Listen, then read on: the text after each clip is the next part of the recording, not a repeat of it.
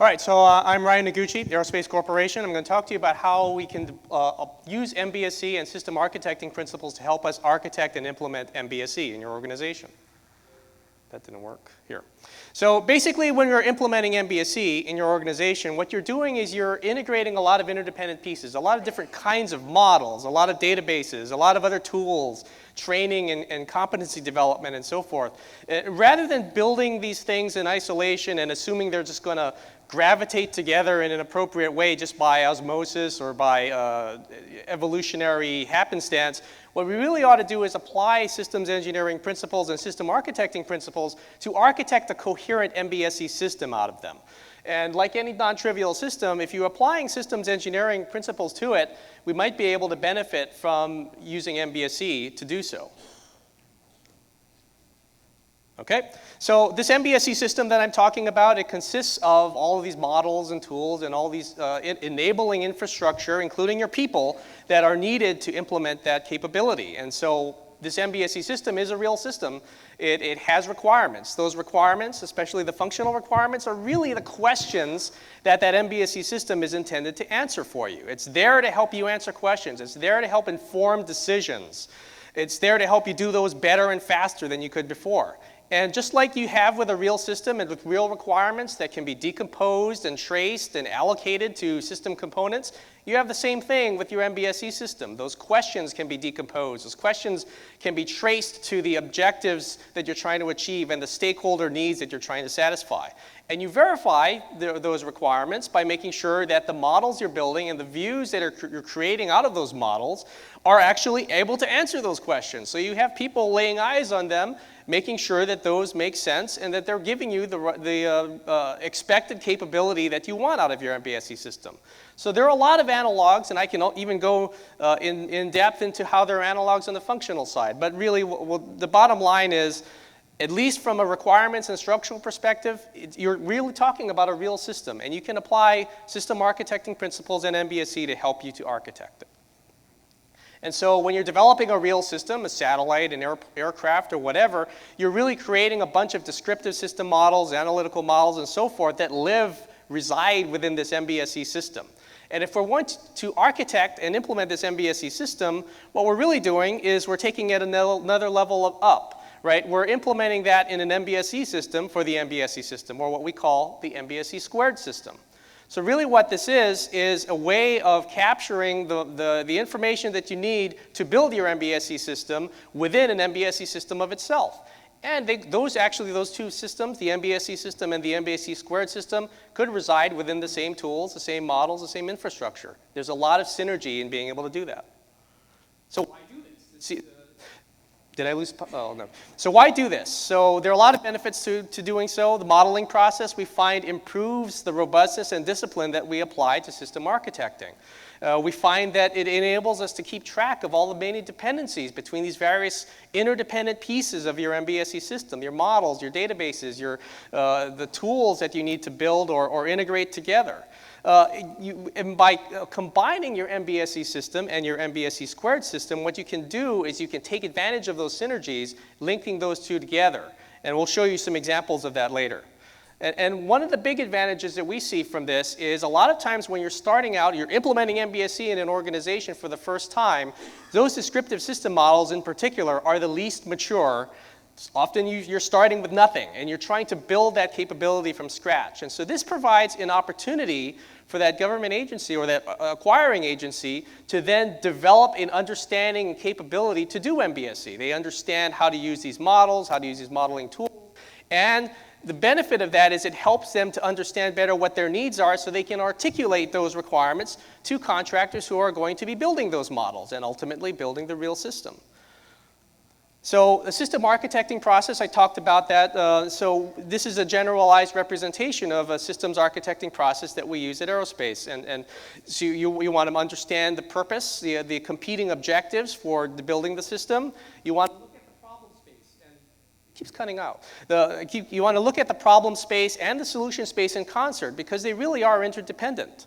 And harmonization is where you bring those two together. You bring together a compatible set of the problem space and the solution space in order to really have a compatible set of things that you can then go ahead and tackle. And then decision support, that's where you decide, well, which of those combinations of problem space and solution space should we go off and implement? And ultimately, we're trying to inform better decisions, in this case, decisions about what to invest in and when to invest in it for the MBSE system. So I'm going to walk through the process step by step here. So for example, for purpose analysis, what we want to do is understand your objectives for developing this MBSE system. What are the reasons for implementing it? What are you trying to achieve? And then there are a lot of actors who are involved, the stakeholders, the beneficiaries, the folks who are going to be doing the work. They all have needs, concerns, and things to contribute, resources. You want to understand where their needs are and then be able to trace the work that you're doing to those needs, to those concerns, to those stakeholders and beneficiaries. I'm going to show you some examples, I'm not expecting you to read them, of the kinds of models you can build to capture this information. So in this case, we're showing how those objectives and stakeholders and concerns can be related to decisions that those stakeholders need to make. So ultimately what we're trying to do is we're trying to build this body of knowledge within this MBSE system model to help us to make decisions about implementing that MBSE system. So we talked a little bit about problem space. What we're doing here is now we're trying to determine and capture the decisions that need to be made about the real system, which you're hoping the MBSE system can help you to make.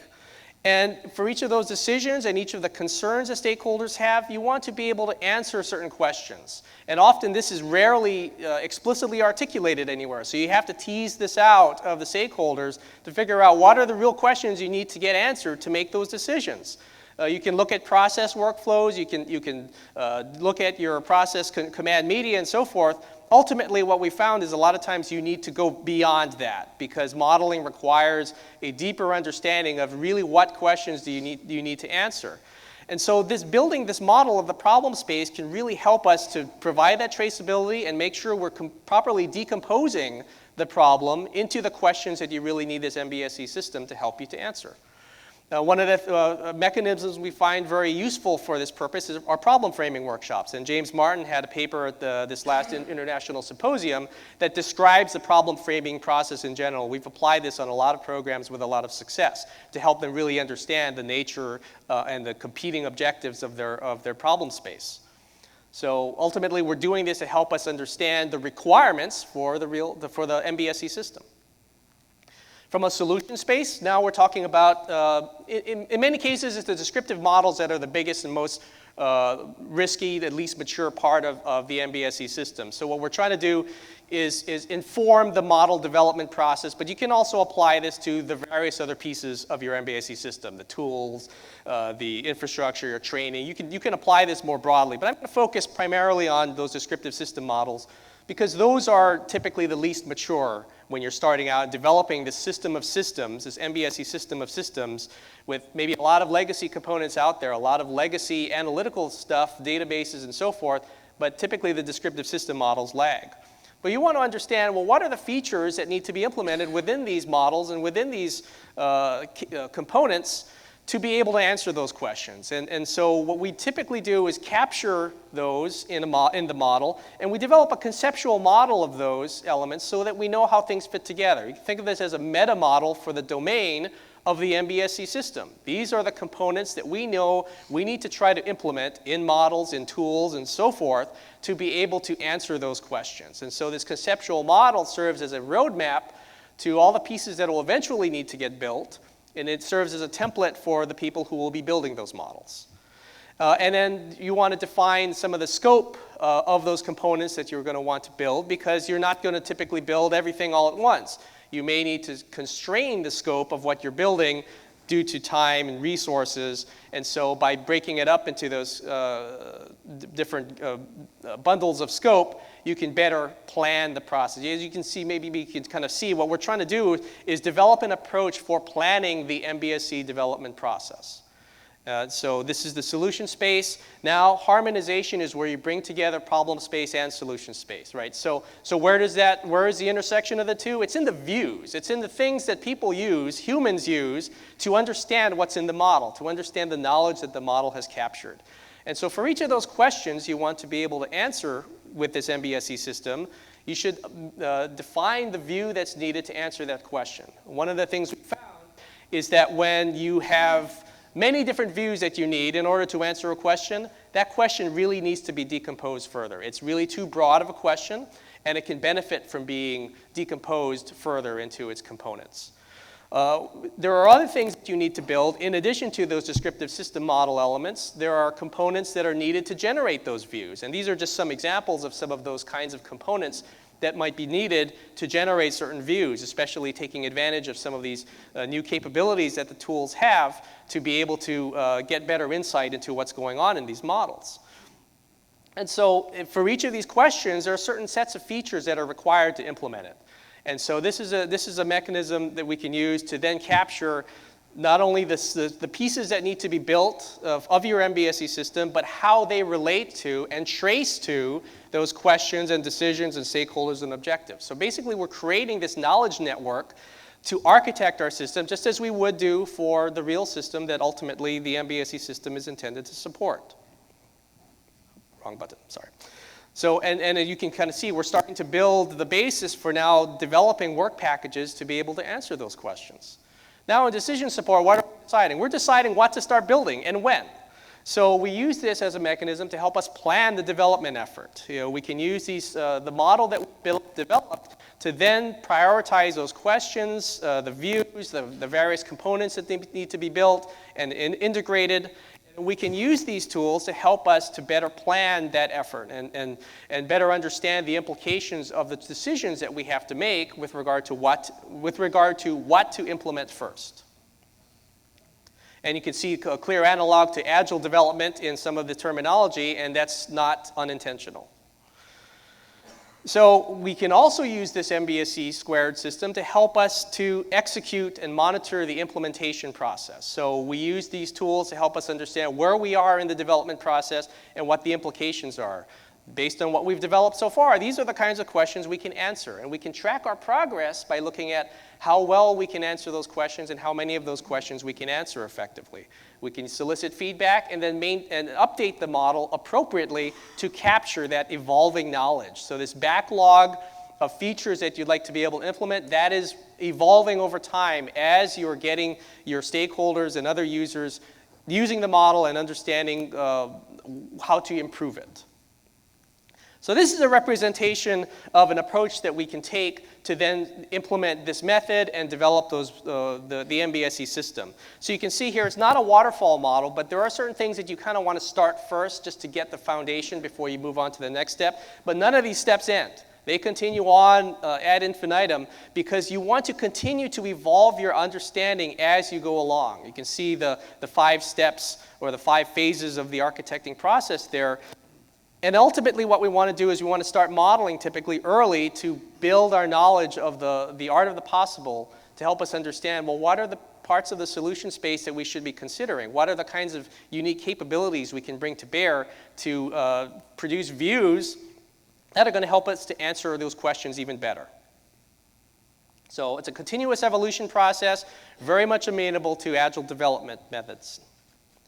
So I'm going to give you an example of one of the key areas where we can apply this, and it's systems engineering reviews and audits, which I'm sure everyone is interested in. So in traditional document-based world, you've got a lot of static artifacts that drive the review and audit process. And what we're trying to drive toward are the use of models to help capitalize on some of the benefits of models over documents. I'm not going to belabor that, but when it comes to review events, to reviews and audits, system requirements reviews and design reviews and so forth, we're trying to make some more fundamental changes to how we approach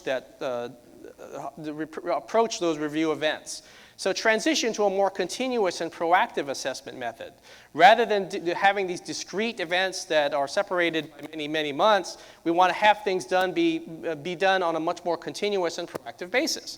We want to be able to provide a much more comprehensive assessment across our enterprise by linking these together across multiple programs. We want to be able to look at the impacts very quickly, assess those impacts very quickly in real time. And we want to be able to drive the process of developing these models rather than hoping that the modelers will put together models that will answer your questions. You provide them the requirements up front so that they can build the models that will help you answer your questions. And so ultimately, that's what we're trying to drive toward, is improving the systems engineering process. Reviews and audits are just one aspect of that by using MBSE. And so I'm going to walk through a little bit. So, so for reviews and audits, you have certain objectives that you want to try to achieve. Why you're trying to use MBSE to help you improve your reviews and audits. You want to, you want to improve, be able to assess knowledge as it evolves through that program, and not have to wait until a discrete event, then freeze your design, build charts, and so forth. So what you want to do is you want to use the capabilities that MBSE can offer to help improve the review and audit process and drive toward a more continuous and proactive capability. Various stakeholders and beneficiaries. These are stakeholders and beneficiaries of the MBSE system. Many of those are also beneficiaries and stakeholders of the real system, but some of them are different. So you need to understand that community of actors that are important and understand their needs. Concerns, we've been through a lot of systems engineering reviews and audits, and we understand what you're trying to get out of the review or audit and how MBSE can help us to achieve that. We want to try to be explicit about what MBSE we're going to try to tackle, what scope we want to try to bite off to improve that. So this is an example. So if you probably couldn't see, but the examples that I showed you were using questions or success criteria from the ISO IEEE 15288.2 standard for system requirements review as an example. So those are essentially requirements for the model, and we had to decompose some of those further because the standard doesn't quite go far enough in clearly articulating what it is you want to get out of the model. So, but you can use that as a basis. You can use your own command media as a basis for those criteria. And then you can use this method to then define the model components and other infrastructure that is going to be needed in order to implement that MBSE system to answer those questions. And so I've shown you some examples of some of the views that are useful in some of these tools to help us architect and implement that. So in these views here, you can see reviewers in the rows, and what we're doing is we're assigning questions to them. We can determine the views that those reviewers need to review. That's all captured in the model, and so you're interrogating that model to get this information. You're linking the real system model to the MBSE system model, so now you have those direct linkages so that you can then understand the implications. If you change something in the real system model, there are implications to what you have to do in your review and audit process. And so as an example, what I did here was I made an explicit change to some views and some components that are in the real system model, and hit refresh on this table, and it shows me immediately where there are potential disconnects that then have to be reviewed by those reviewers. So you can see how this can inform a continuous assessment process where people can look at the state of the knowledge as it is in the models, and then after things change, they can understand what the implications are and what they need to go and take a look at next. So key takeaways, basically, when you're implementing MBSE, you're really implementing an MBSE system. So think about it that way. Try to apply some systems engineering discipline to developing that system. System architecting principles can be very helpful in doing that. To architect something much more explicitly and consciously. And an agile development process can be extremely helpful in implementing an MBSE system. And ultimately, what you can do is you can use this MBSE squared system to help you not only to architect your MBSE system, but also to operate and manage it. It can be a huge benefit to getting your MBSE system up and running, just as MBSE could be a huge benefit to getting your real system up and running. That's it. Thanks.